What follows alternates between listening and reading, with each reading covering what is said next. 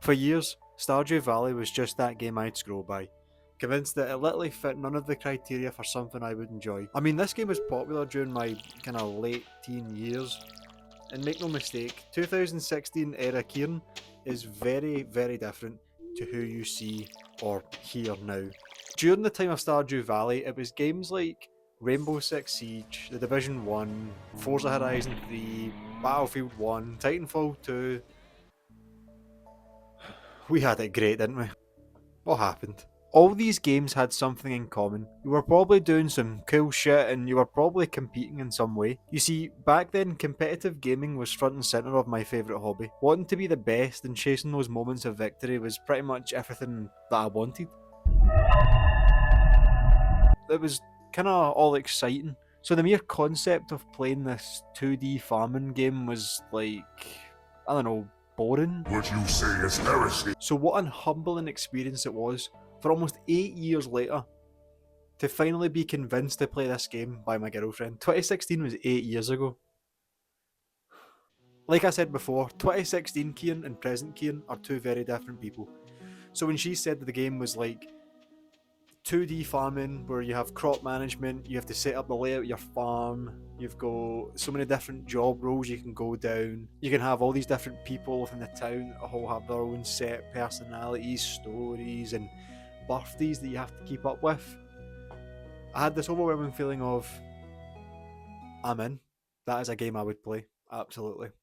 I remember being instantly shocked by the whole opening segment of the game. You essentially inherit a farm from your grandpa and leave the whole corpo/hustle culture behind. I still remember arriving for the first time and seeing it in an absolute state, thinking to myself, I'm going to make this place neat and tidy, which was far too ambitious because the starter tools, completely sucked. It's the biggest piece of dog shit. Luckily though, I had a partner, and she was way, way better at the game than I ever can be.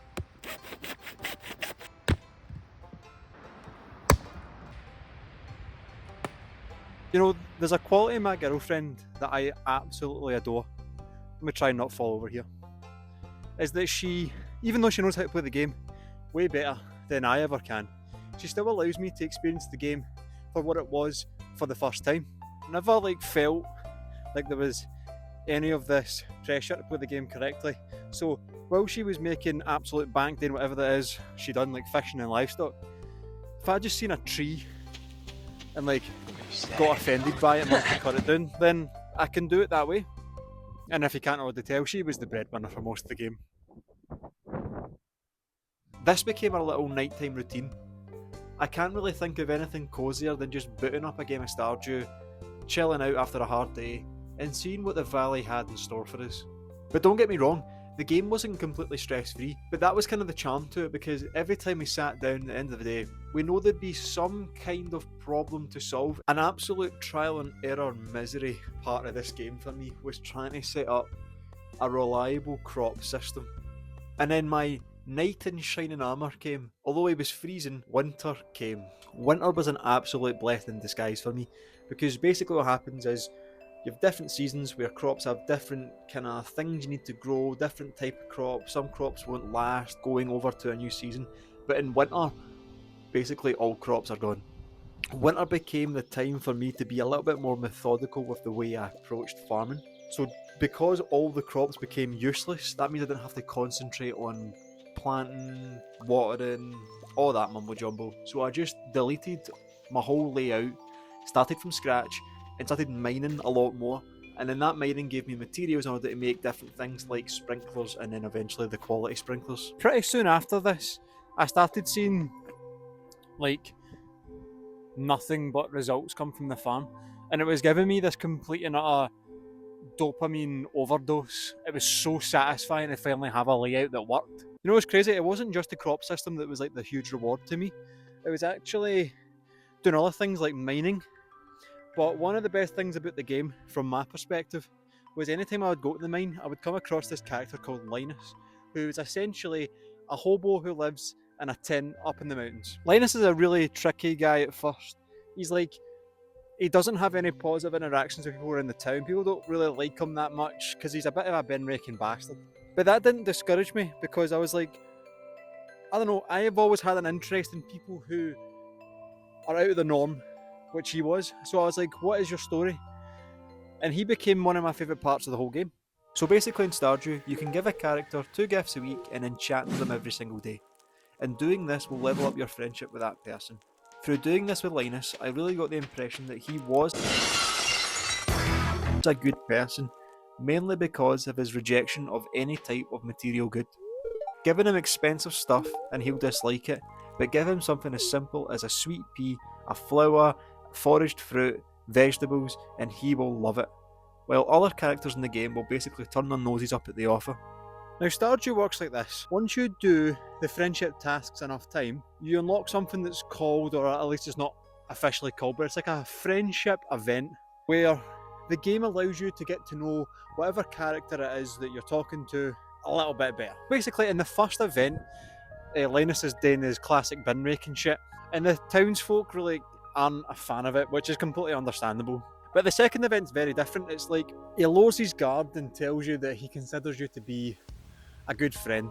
All this over a nice, lovely campfire, and if you know anything about me, then you know I love a campfire. The third and final event gives you the option to invite Linus to stay on your farm. So I did. He completely rejects the offer and doesn't want to live on the cosy farm with you. He kind of opens up with a vulnerable story about himself. And listen, Linus's story is like a guessing game. There's no like concrete evidence to support anything. It's just kind of what do you take away from the character? And here's what I took away from him. Linus seems like a person who was spoiled.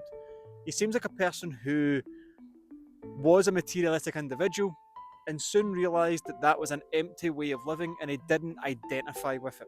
See, when he opens up to you, he tells you that he enjoys the solitary life. He enjoys nature and the benefits that comes with it. He enjoys the simple things of life, foraged fruit, vegetables, flowers. He loves all those basic things.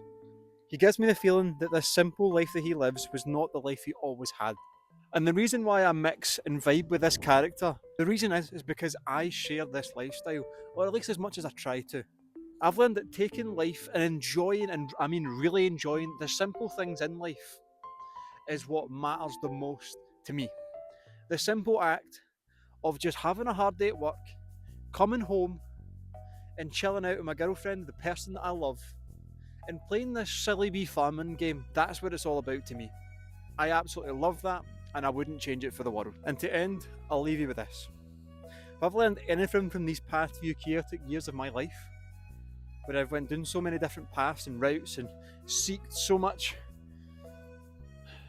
worthiness, like I said in my last video, enjoy life for the simple things. Just go on a nice walk, sit down in a hard day of work, play a game that you love and genuinely feel relaxed. Spend time with those loved ones, have so many different hobbies, and enjoy life for what it is. And that's why I called this video Stardew Valley, Living Your Best Life, because that is the way to live your best life. Thank you for watching. Love you all.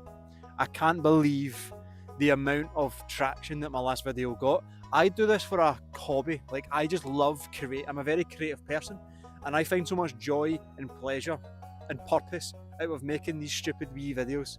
And the fact that people watched, almost 10,000 people watched, liked, commented and subscribed is crazy. And I genuinely thank you from the bottom of my heart. That means the world to me. Thank you very much. Come here! Come here!